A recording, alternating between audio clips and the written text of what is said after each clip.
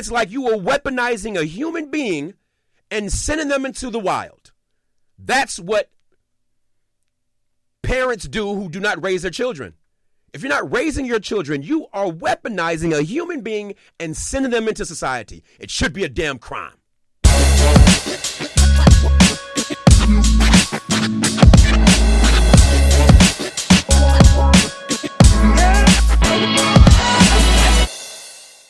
JCTV, people meeting people, making memories. Let's talk about it, man. Welcome back.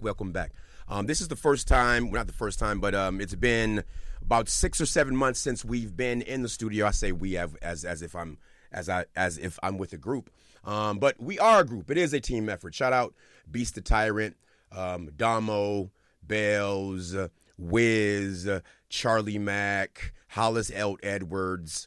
Goodness. Audrey sometimes is in the mix. So it is a team effort. You can't have a lunch table podcast without having lunch table participants. I'm not going to be here that long, just in general. The show is going to be anywhere in between 30 minutes to an hour tops, because that's about how long lunch is. It's about 30 minutes to an hour. So there are a few things I want to discuss that just always grinds my gears. And the first one is bad parenting. People blame society on why the way things are, but it's not society. Society does not have sex and make babies.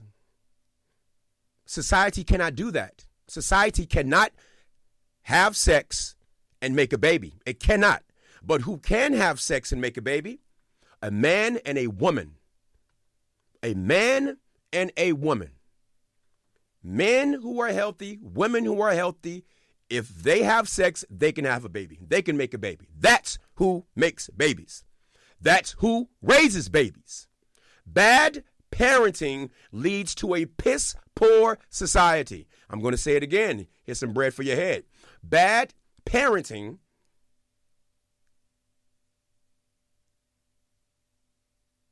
is the culmination. No, bad parenting equals a bad society. And I don't want to hear this crap about the schools are raising my children, the TV's raising your children. Before your child gets to a school, before your child turns on a TV, a device, before they do any of that, they see you. They hear you. Before they see or experience any of that, anything that society has to offer, they see you, mom, dad. They hear you, mom, dad. So it is your job to mold that child into what they're supposed to be, even if you didn't have it. Even if you didn't have that positive nurturing, you now know what to do.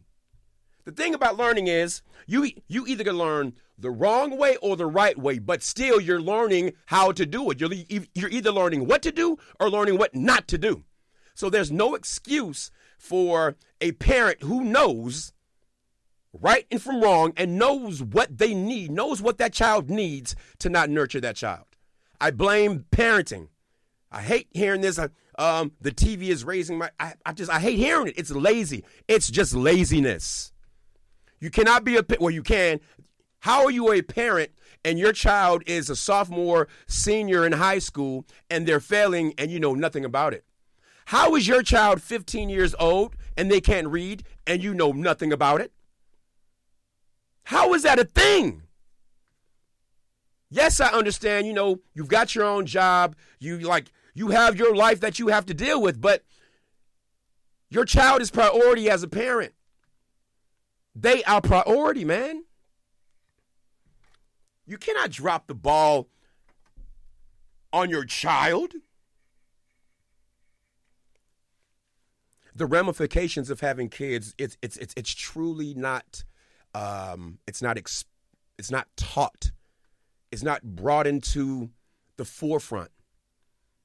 I believe that sex talk, that needs to start, I would say, as early as 4th, 5th grade.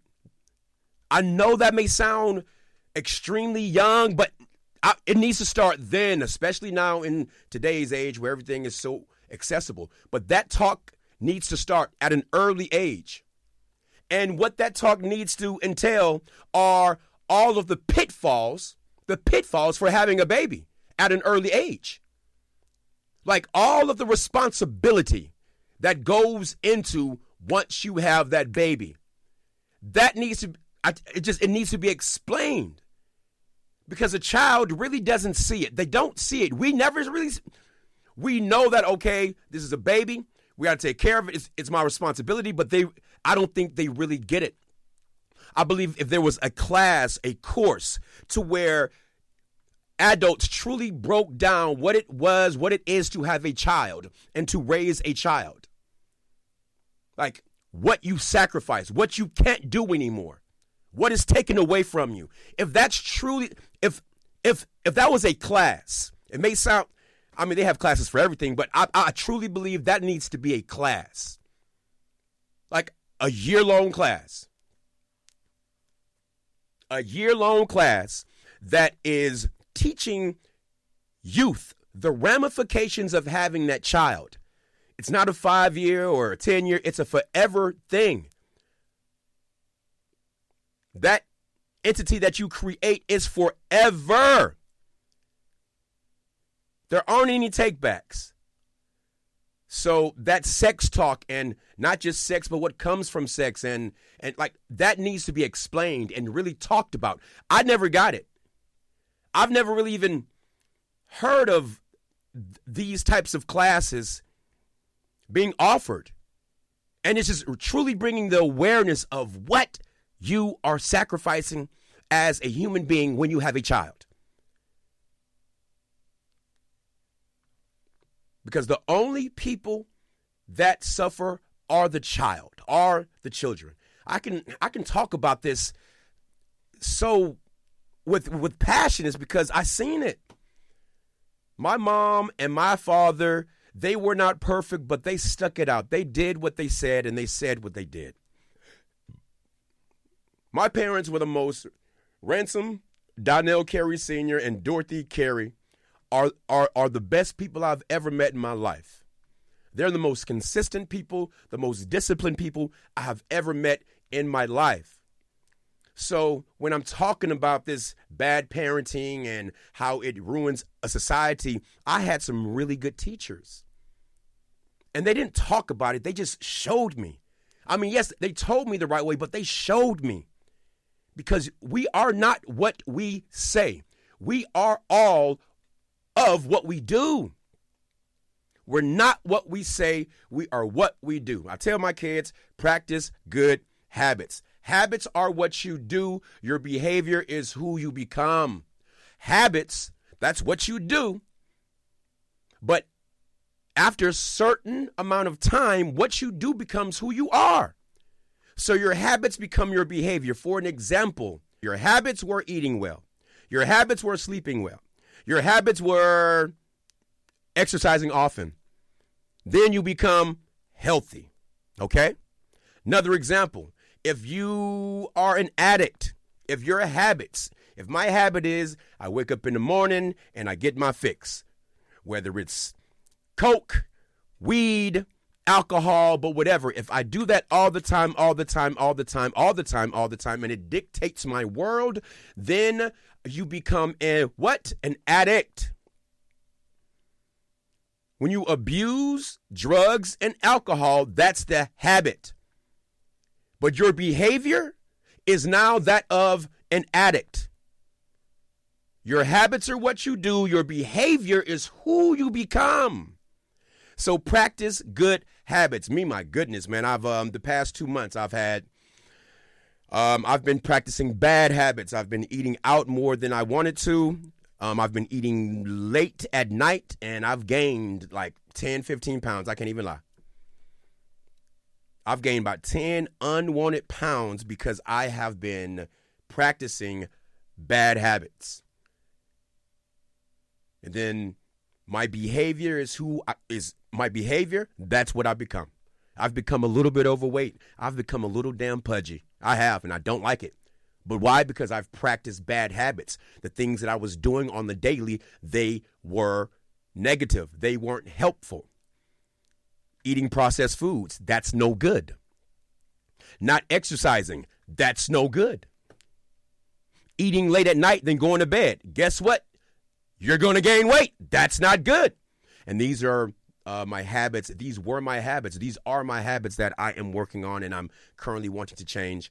But because of my habits, because of what I began, because of what I began employing and exercising, then I become unhealthy. So it's so hard it's so easy to fall back into bad habits. So we must be consistent. We must be disciplined. I'm not talking like I'm on a high horse. I go through this myself.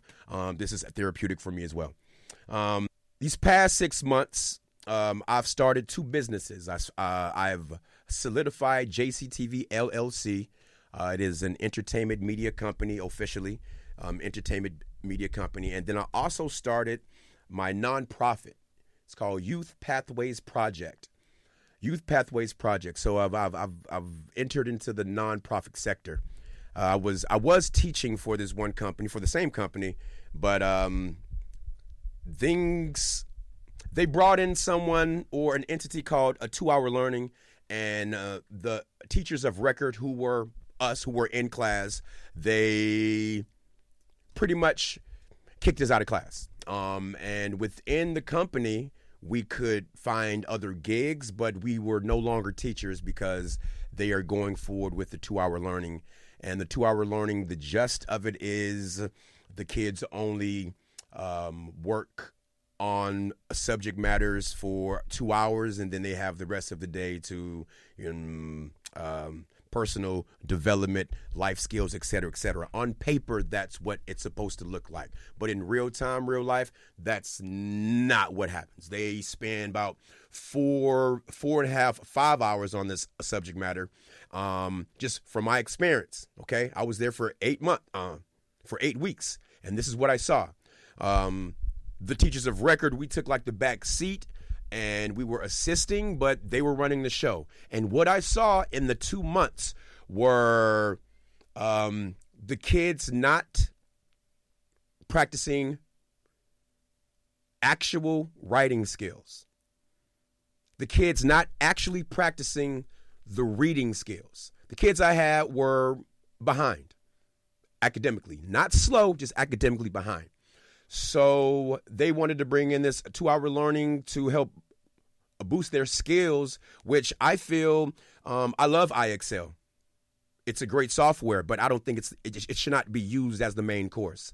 They are using this software, IXL, as the main course for the students. So there is no engagement, there is no instruction. And if you don't know, all the teachers in the world, they know this. Instruction is paramount. Engagement is paramount. Question asking is paramount. And that part of their education has been removed. These kids, they go to school, they do their assembly in the morning, and then they just open up the computer and start working. But I was there for 2 months. They aren't practicing any writing skills. How are you not practicing writing skills? I mean, the entire structure, like all of the skills you learn in grammar is to culminate into writing, and they're not practicing that part. The nouns, the pronouns, the parts of speech, subject, predicate, conjunctions, punctuations, sentence structure, compound sentences, paragraph form, paragraph structure, essay structure. This is all the writing. This is what they're going to be doing for the rest of their school year. Of their school life. 6, 7, 8, 9, 10, 11, 12, they're going to be asked to write papers, write reports, short answer, how to write the paragraph. They're going to be asked to do that work, and they're not being taught that. I said all that to say writing is huge, or the lack thereof. Writing isn't been taught anymore. Reading, writing is not been taught anymore. I was just having a conversation with my mom. I don't remember when I learned how to read. I don't remember. That was instilled in me so early, I don't remember learning how to read. I'm going to get to a point. Hold on. So what I've observed and witnessed is kids been on this earth almost a decade, my friends. These kids are on earth almost a decade, and they don't know how to read. The time has not been put into them to learn how to read, and that is shameful. The kids almost on this earth a decade, my friends, a decade, and don't know how to read. That is shameful. So I said all that to say I started my nonprofit that is going to be the glue between entertainment and education. The entertainment field is bustling with opportunities for youth to be able to make a living. Hence, podcasting. Like you could become your own boss knowing how this works. From conception to writing the script to marketing, the whole shebang. You can become your own boss via this vehicle. And that's one of the things that I want to teach.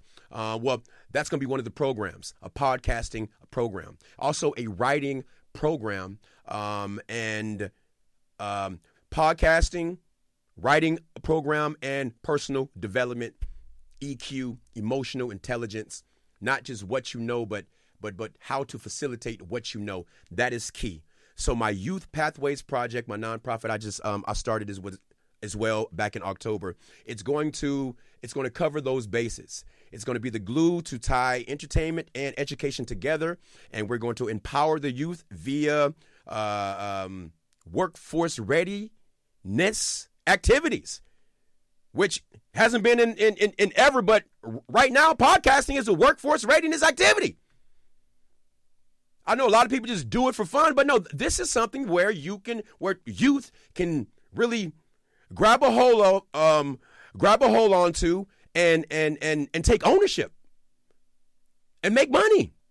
You know, so it's one of the programs that Youth Pathways program will offer. There was going to be a writing program and also most definitely a personal development program. Those are going to be the three pillars for Youth Pathways Project. So yeah, I just the past 2 months, with the past 6 months, again, I'm looking to just get better. My main thing is getting better and improving every single day. What can I do to be better? And those two companies I started, for one, it solidified JCTV. Two, it made me with the Youth Pathways Project, it gave me more of a direction, more of a purpose.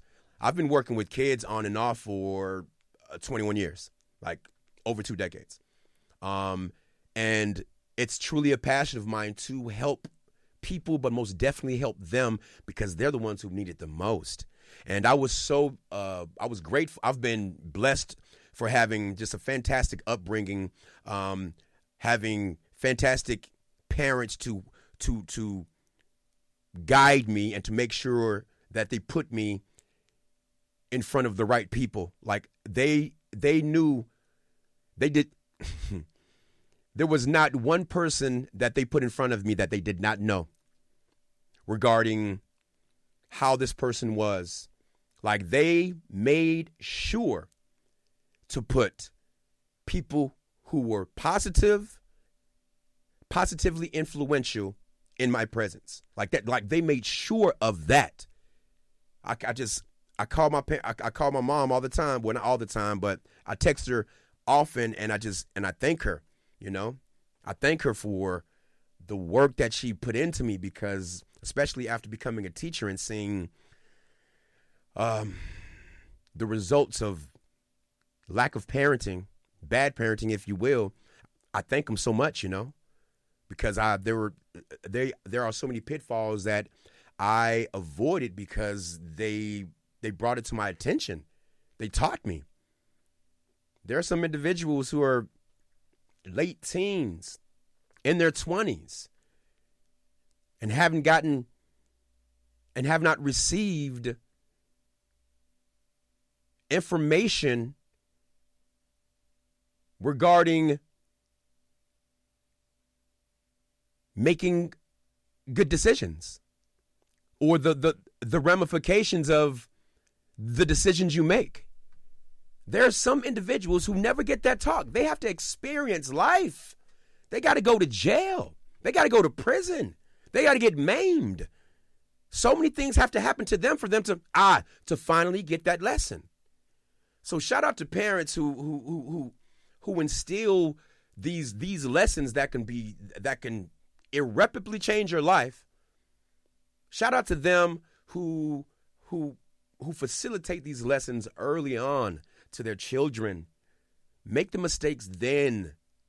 Make adolescent mistakes when you're an adolescent, not when you are an adult. Make adolescent mistakes when you are an adolescent, not when you are an adult. The ramifications and the consequences for those actions are far worse when you are an adult. So parents, I'm talking to you. It is up to you, parents, mentors, guardians. It's up to you. It's up to us. But for sure, parents, do your job, man. Your job are those kids. Do your job. And if you need some help, get help. But for parents who do not put in the quality time, the adequate time into raising their children, I think that's a crime. Because what you're doing is you are molding this sociopath or this regular person into a sociopath, into an abuser, into everything low frequency by what you are instilling in them or lack thereof. It's like you are weaponizing a human being and sending them into the wild. That's what parents do who do not raise their children. If you're not raising your children, you are weaponizing a human being and sending them into society. It should be a damn crime. Meeting people, making memories. JC TV, JC David. This is the lunch table. Next week, we were going to have Beast the Tyrant. He's going to be in the building. Damo in the City is going to be in the building, I believe. And those are the two who confirmed. But I'm looking to have a full house moving forward. But you can check out the show right now, streaming everywhere at the Lunch Table PodcastATX. You can check it out everywhere, all the major streaming platforms. You can find us. Subscribe to the show. We're on YouTube as well. Subscribe to the channel. And to help support the show and to keep everything and keep the wheels greased and moving, you can go to jctv.com and you can purchase some of our merch. Really, really dope stuff. Get some bread for your head. And then, the new logo, hats, hoodies, trucker hats, the whole shebang. I appreciate your time. We meet people. We make memories. We out.